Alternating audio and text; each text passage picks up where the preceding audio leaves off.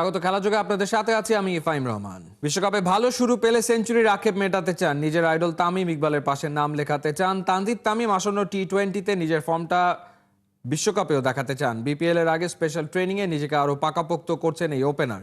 নাইয়ান বিন জসিমের report. Tamim ইকবালকে দেখেই ক্রিকেটে আসা খান সাহেবের মতোই বাঁহাতি ওপেনার, মারকুটে ব্যাটিং স্টাইল, নিজের আইডল বড় তামিমের সবকিছুতেই তাই ছোট তামিমের রাজ্যের আগ্রহ। এই তো গত বিপিএল এর সময় তামিম ইকবালের কাছে আবদার করেই নিজের পছন্দ মতো ব্যাট আনিয়েছিলেন তানজিদ তামিম। সেই ব্যাটটা দিয়েই এবছর রীতিমতো রাজ করছেন। বিপিএল শুরুর আগে বিশ্বকাপের জন্য স্পেশাল ক্লাসে নিজেকে প্রস্তুত করছেন। টি-20 বিশ্বকাপে তানজিদ তামিম কি নিজের আইডল তামিম ইকবালের রেকর্ড ছুঁতে পারবেন? টি-20 বিশ্ব মঞ্চে ছোট তামিম কি বড় তামিমের মতো সেঞ্চুরির কীর্তি গড়তে পারবেন, যে কীর্তি একমাত্র তামিম ইকবালেরই? আসলে দেখেন, সবাই তো চায় যে এরকম একটা মাইলস্টোন অ্যাচিভ করতে। তো সবারই চেষ্টা থাকে, সব ব্যাটসম্যানরাই চায় যে কোনো না কোনো 50 অথবা যে 100 যে কোনো একটা মাইলস্টোন অ্যাচিভ করতে। বাট এটা হয়তো বা শুরু থেকে একদম হুট করে হয়ে যাবে না, এটার জন্য প্রসেস আছে। তো যদি কোনোদিন ভালো শুরু পাই, ইনশাল্লাহ চেষ্টা করব কিভাবে জিনিসটা ফিনিশ করার। আইডল তো তামিম ইকবাল, সামহাউ মানে তামিমের সঙ্গে কখনো নিজের ব্যাটিং নিয়ে পরামর্শ করা হয় কি? অবশ্যই, যখনই ভাইয়ের সাথে দেখা হয়, সিএ বাংলাদেশে অফিসে যাওয়া হয় মাঝে মধ্যে, তো ওখানে গেলে ভাইয়ের সাথে লং টাইম আড্ডা দেওয়া হয়। ওইখানে আসলে ক্রিকেটিং বিষয়ে অনেক কিছু নিয়ে তার সাথে কথা বলা হয়।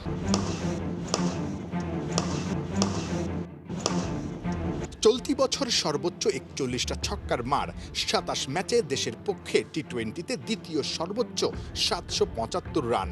টেস্ট খেলুড়ে দেশের ব্যাটারদের মধ্যে দ্বিতীয় সেরা। কিন্তু তানজিদ তামিমের জন্য আইসিসি ইভেন্ট যেন ব্যর্থতার নাম। সবশেষ ওয়ানডে বিশ্বকাপ, টি-20 বিশ্বকাপ আর চ্যাম্পিয়ন্স ট্রফি।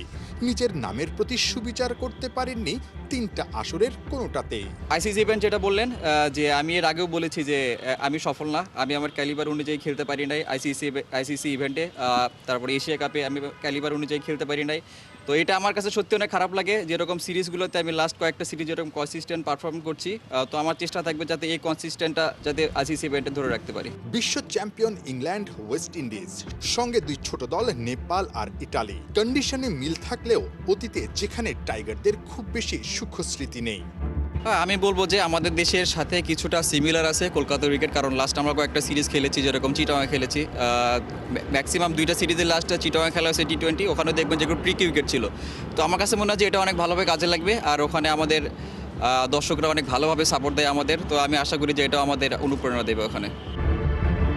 বিপিএলকেই বিশ্বকাপের প্রস্তুতি হিসেবে দেখছেন। প্রথমবার নিজের বিভাগের দল রাজশাহীর হয়ে খেলতে পেরে রোমাঞ্চিত বগুড়ার ছেলে তানজিদ তামিম।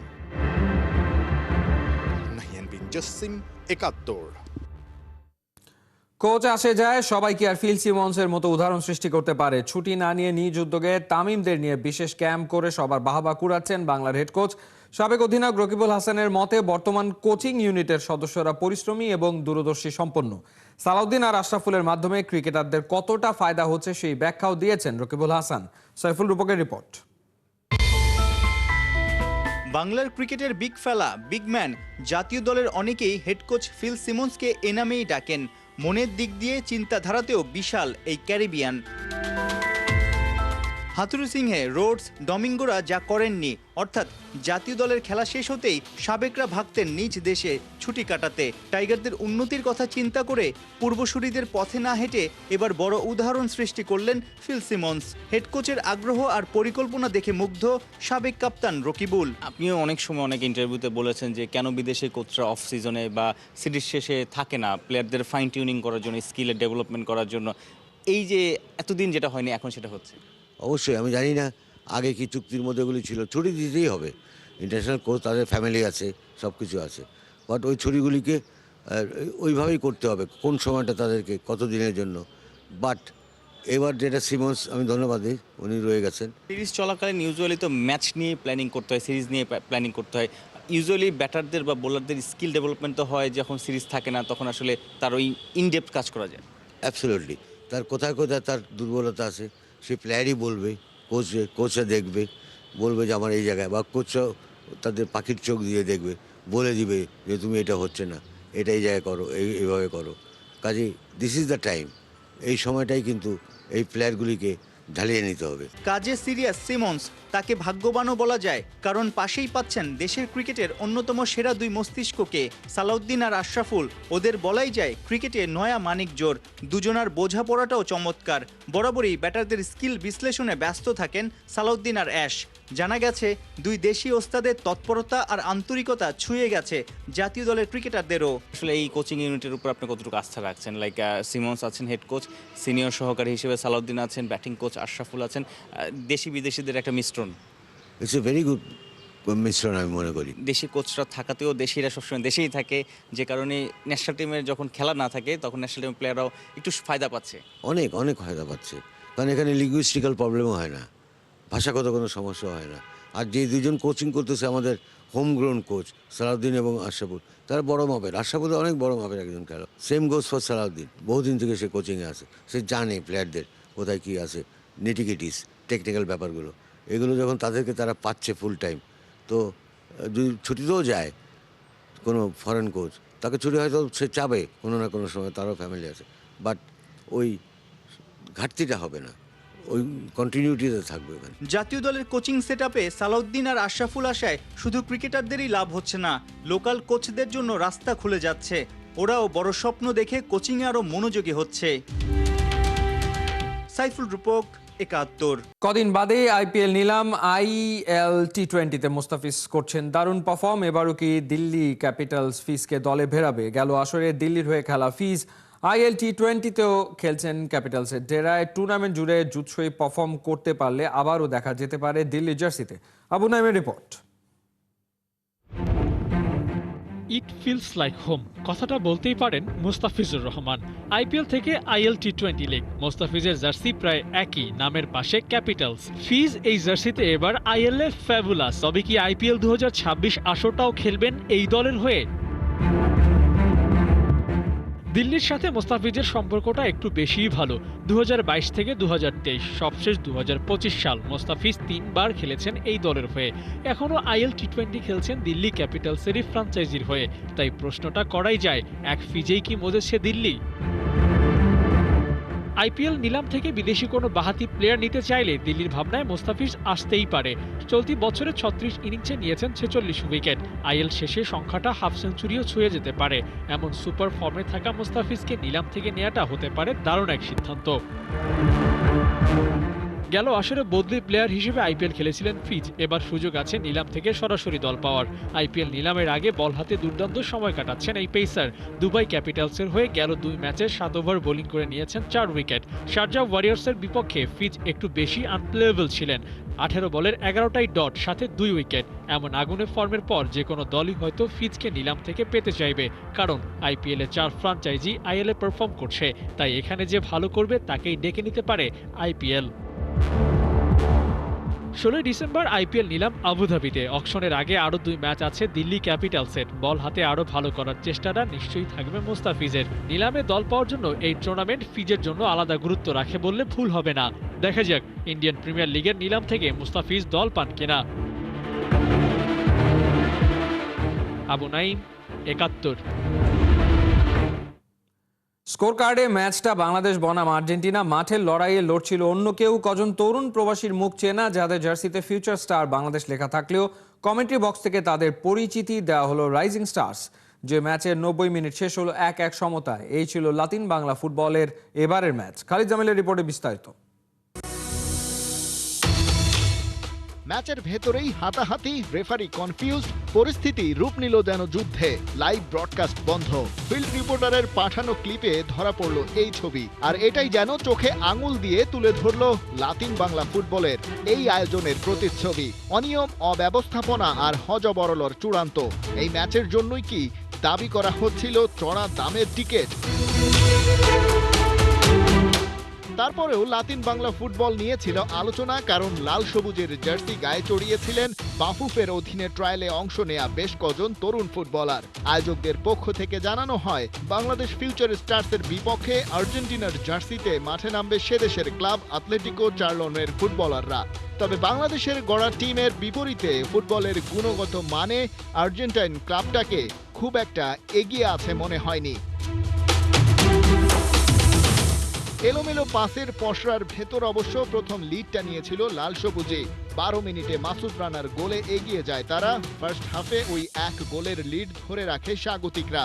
তার আগে অবশ্য অফসাইডের ফাঁদে একটা গোল বাতিল হয় বাংলাদেশের। তবে ম্যাচের স্কোর কার্ডে ক্যাসপার হকদের 2-0 ব্যবধানে এগিয়ে রাখা হয়েছিল লম্বা সময়।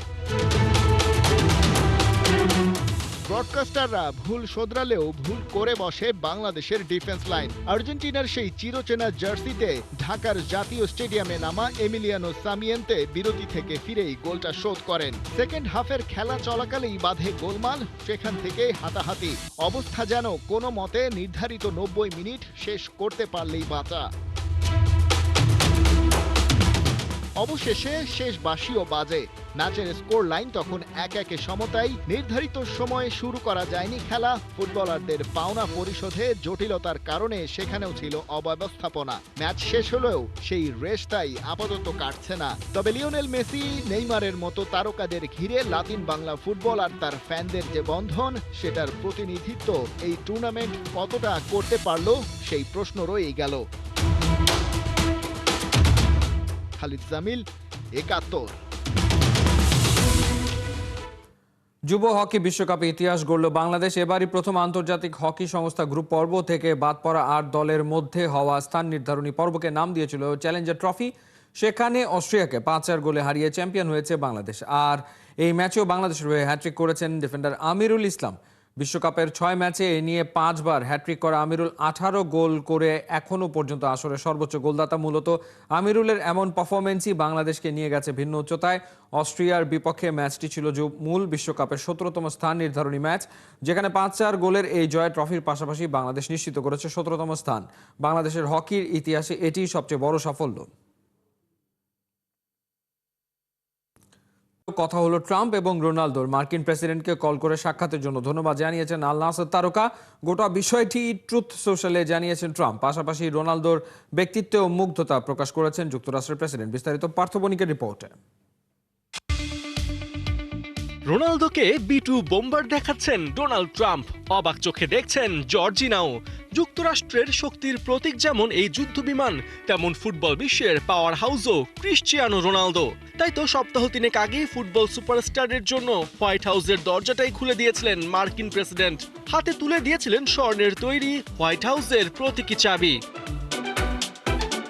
দুই গ্রেটের দেখা প্রায় 3 সপ্তাহ আগে হলেও রোনালদোর ক্যারিশমেটিক প্রেজেন্সের ফিল এখনো পাচ্ছেন ট্রাম্প। তাই তো মার্কিন প্রেসিডেন্ট এবার রনের সাথে তার ফোনালাপ সামনে আনলেন। ট্রাম্পের সাথে আগেই দেখা করার ইচ্ছা পোষণ করেছিলেন রোনালদো। সে সময় ট্রাম্পকে বিশ্বে পরিবর্তন আনার অন্যতম মানুষ হিসেবেও উল্লেখ করেছিলেন। তাই সৌদি ডেলিগেশন টিমের সাথে নভেম্বরে রোনালদোরও ডাক পড়ে হোয়াইট হাউসে। সেখানে রোনালদোর সাথে সাক্ষাতের পর ট্রাম্পও তাকে প্রশংসায় ভাসান।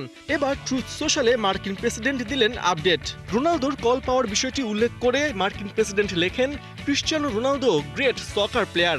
এই সপ্তাহে পর্তুগিজ তারকা তাকে কল করে ধন্যবাদ জানিয়েছেন হোয়াইট হাউস আর ওভাল অফিসে সফরের জন্য। কি অসাধারণ একজন ব্যক্তি, শুধু অ্যাথলেট হিসেবে নয়, মানুষ হিসেবেও। রোনালদোর চেয়ে বেটার কাউকে পাওয়া যাবে না।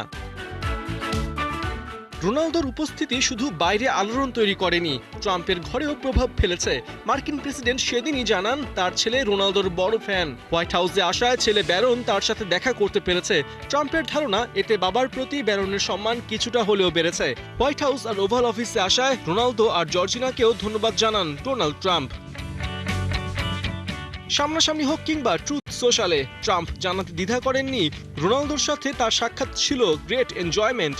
জুনে বিশ্বকাপ, ট্রাম্প রোনালদো এই কেমিস্ট্রি বিশ্বকাপকে আলাদা রং দিয়েছে, সেটা না বললেও হয়। পার্থ বণিক, 71। এই ছিল এই মুহূর্তের খেলাযোগে সরাসরি সংবাদ অনুষ্ঠান দেখতে চোখ রাখুন 71-এর ফেসবুক পেজ এবং সাবস্ক্রাইব করুন 71-এর ইউটিউব চ্যানেলে। 71-এর সাথেই থাকুন।